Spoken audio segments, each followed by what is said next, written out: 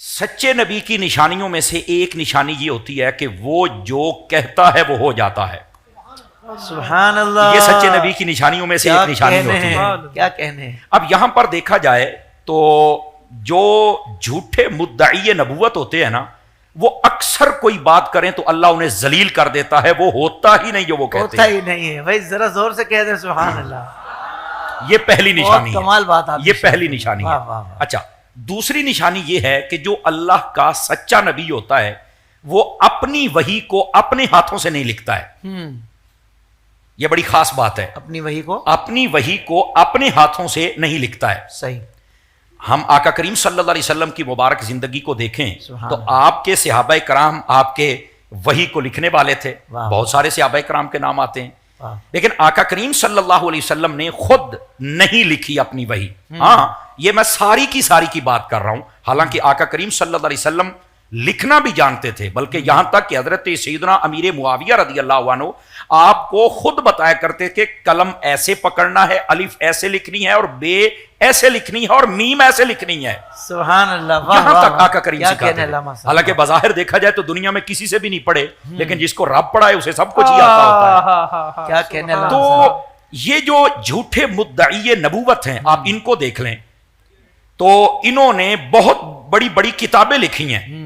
بلکہ یہ مرزا کانے کی بات کر لیں تو اس نے 30 کے قریب کتابیں لکھی ہیں. تو میں کہتا ہوں کہ جو سچا نبی ہوتا ہے وہ تو اپنی وحی کو لکھتا ہی نہیں، تو تمہیں کیوں یہ ضرورت پیش آئی ہے؟ یہ سوچنے کی بات ہے. اب یہاں ایک چھوٹا سا سوال اور بھی ہے کہ وہ وحی لکھتا کیوں نہیں ہے؟ یہ بھی تو بات ہے نا.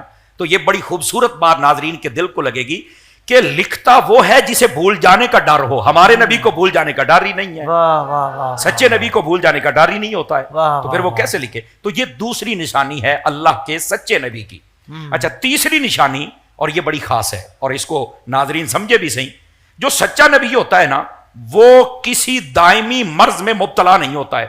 بہت اچھے. دائمی مرض میں وہ مبتلا نہیں ہوتا ہے. اب اسی مردود جس کا میں نے نام لیا، میں بار بار نام لینے نہیں چاہتا، اشارہ کر رہا ہوں، یہ جو بدبخت ہے یہ دائمی مرض میں مبتلا تھا. اور سوچنے کی بات ہے کہ یہ خود اپنے آپ کو ٹھیک نہیں کر سکا، اور ہمارے سچے نبی وہ ہیں جو اندھوں کو بھی آنکھیں عطا فرما دیتے ہیں. سمجھ آئی؟ تو جو سچا نبی ہوتا ہے وہ دائمی مرض میں مبتلا نہیں ہوتا. یہ تیسری بات ہے. اب چوتھی بات، اور یہ بڑی خاص بات ہے، ہمارے ناظرین غور فرمائیں. اللہ کا جو سچا نبی ہوتا ہے وہ جہاں پر اپنے رب سے ملاقات کرتا ہے، یعنی وفات آتی ہے، موت طاری ہوتی ہے، وہ ظاہری دنیا کو چھوڑ کر اللہ کی بارگاہ میں جاتے ہیں. یعنی جس جگہ پہ وہ فوت ہوتا ہے اس نبی کو وہیں پر دفن کیا جاتا ہے. تو جس مردود کی طرف میں نے پہلے اشارہ کیا تھا تو اس کو دیکھا جائے کہ کہاں مرا ہے تو ساری بات ہی کھل جاتی ہے. وہ تو لیٹرین میں مرا تھا تو اس کو پھر وہیں دفن کرنا چاہیے تاکہ پتہ چلے کہ مسئلہ اصل کیا ہے. ہمارے پیارے محبوب کریم صلی اللہ علیہ وسلم حجرہ امی عائشہ صدیقہ طیبہ طاہرہ آپ میں پردہ فرمایا، اور جب پوچھا کہ نبی کو کہاں دفن کیا جاتا ہے تو صدیق اکبر نے فرمایا کہ میں نے حضور اکرم علیہ السلام سے سنا ہے نبی جہاں فوت ہوتا ہے وہیں دفن کیا جاتا ہے. تو آقا کریم علیہ السلام کا روضہ اقدس وہیں پر بنایا گیا. تو یہ جو قرآن و حدیث کی کچھ باتیں میرے ذہن میں تھیں کہ سچے نبی کی یہ نشانیاں ہوتی ہیں.